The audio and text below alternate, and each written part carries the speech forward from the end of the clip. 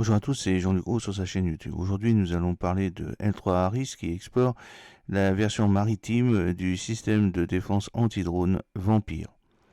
Le fabricant de technologie de défense L3 Harris étudie une version maritime de son système de défense anti-drone Vampire pour améliorer la protection navale contre les menaces aériennes. Initialement conçu comme une plateforme montée sur un camion pour fournir une défense de précision à faible coût aux forces terrestres, le Vampire a été reconnu en 2022 comme l'un des premiers systèmes d'armes fournis à l'Ukraine par le Pentagone. De conception simple et durable, le Vampire combine des roquettes Advanced Precision Kill Weapon Systems APKWS de 2,75 mm largement disponible de BAE Systems avec un capteur numérique L3 Harris Westcam MX10D équipé d'un désignateur laser. Le système Vampire pourrait être installé directement sur des navires de guerre, mais L3 Harris étudie également une approche innovante, monter des unités Vampire sur des navires sans équipage qui créeraient un périmètre défensif autour du navire principal, établissant ainsi un bouclier anti-drone. L3 Harris a annoncé l'adaptation de ce système en une version destinée à fournir une solution anti-drone aux navires en mer, selon Jason Lambert, président de la division Intelligence, Surveillance et Reconnaissance de L3 Harris. Des démonstrations pour une utilisation maritime sont actuellement en cours avec une version du Vampire déployée sur des navires. Ces tests interviennent dans un contexte d'attaques répétées de drones et de missiles de croisière contre des navires de guerre américains en mer Rouge au cours de l'année écoulée, décrite par les responsables du Pentagone comme le combat naval le plus intense impliquant les États-Unis depuis la Seconde Guerre mondiale. Bien que les navires de combat soient équipés de systèmes de défense aérienne multicouches, ces systèmes reposent principalement sur des missiles très coûteux dont les navires ne peuvent transporter qu'une quantité limitée.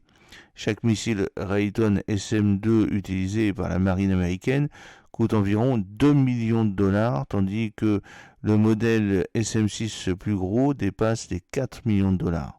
En revanche, les roquettes APKWS plus petites et moins chères utilisées dans le système Vampire offrent une option rentable entre le missile longue portée et les canons défensifs de courte portée, optimisant le coût par tir.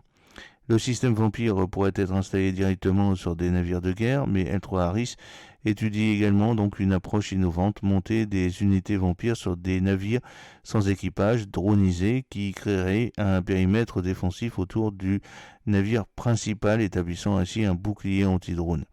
En déployant par exemple 4 de ces navires autonomes équipés de nombreuses roquettes autour d'un seul navire principal, L3 Harris envisage une couche de protection supplémentaire contre les attaques.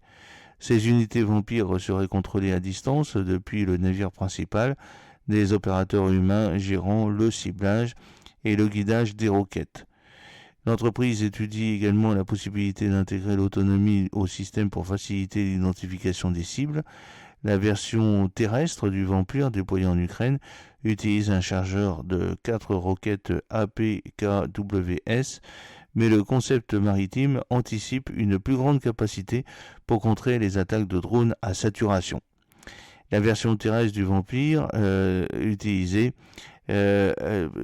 permet au cours de l'année écoulée, les navires de guerre américains ont dû faire face à des dizaines de frappes de drones armés menées par vagues de saturation qui ont été interceptées par les défenses aériennes navales et les chasseurs embarqués.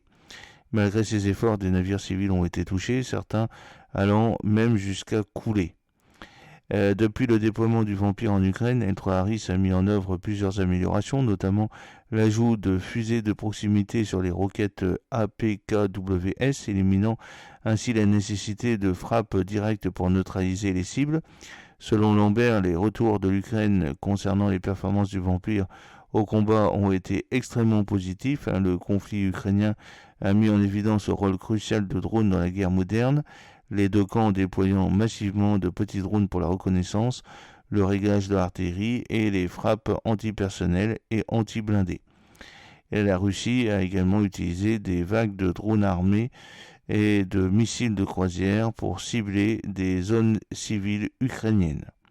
J'espère que cette petite vidéo vous a plu. N'oubliez pas de cliquer sur le pouce pour la promouvoir, de vous abonner si ce n'est pas encore fait et de partager cette vidéo sur vos réseaux sociaux. A très bientôt, fidèlement, Jean-Luc O.